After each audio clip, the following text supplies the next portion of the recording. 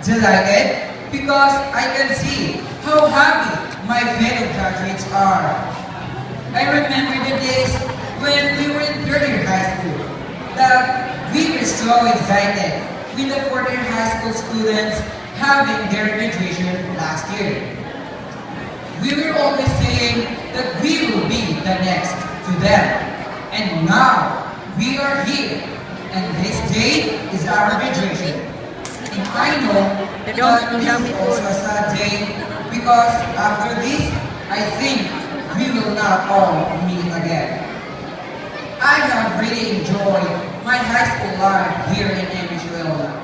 I can't forget its image before, especially in high school department. It was not so good, but now I can see so colorful and it has been improved. When I was in first year high school, I was elected as a class president. It was my first time. That time, I didn't know the responsibilities of being a president. Sometimes, my advisor got angry to me because I did not do my responsibilities. I was so ashamed and hopeless, but I was doing my best to do that responsibilities. That was my first journey in high school. The following years, I learned to become a leader just because of my intelligent and active teachers here in Venezuela. I love them so much because they are doing their best to train and to teach us students. I am proud of them. To my teachers, you have changed my life here in Venezuela, and you have shown your good deeds to us. To our principal, thank you for the guide and care. Salamat. To my high school advisors, namely Miss Isalmay Daima, Mrs. Byron Hande, Mrs. Edelopia, and Mrs. Melka Sambahan, thank you for always believing that I could do better. And also, to my high school teachers, thank you for being a friend and for sharing your knowledge. To my friends and batchmates, thank you for making the sacrifices worthwhile, for being supportive, for caring, and for the love. Now, to those who I owe the greatest thanks of all, Ina, Ama, brothers and sisters, you were always there for me when I felt like I wanted to give up. Thank you for supporting me morally and financially.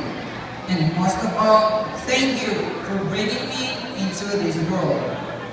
To my titos and titas like Tito Nashib, Akampo, and Tito Maida, and to my cousins, from Marawi City and Manila, thank you because you are here for me. And I would like also to thank our pioneer for helping us to attend Bata Transformers Youth Leadership Program in Antipolo, Rizal. Maybe one day we will all meet again. I hope and pray that when that happens, we will flash each other a knowing smile of appreciation for everything that we have been through. I hope that the memories will come flooding back, and I hope that we will think back to the 4 wonderful years that we spent together. Until we meet again, I pray most of all that Allah may keep us together, even when we are apart. My fellow graduates, I want you to keep this saying, farewell, but not goodbye. Thank you, and God bless to our new life in college. Once again, good morning, and congratulations to all of us.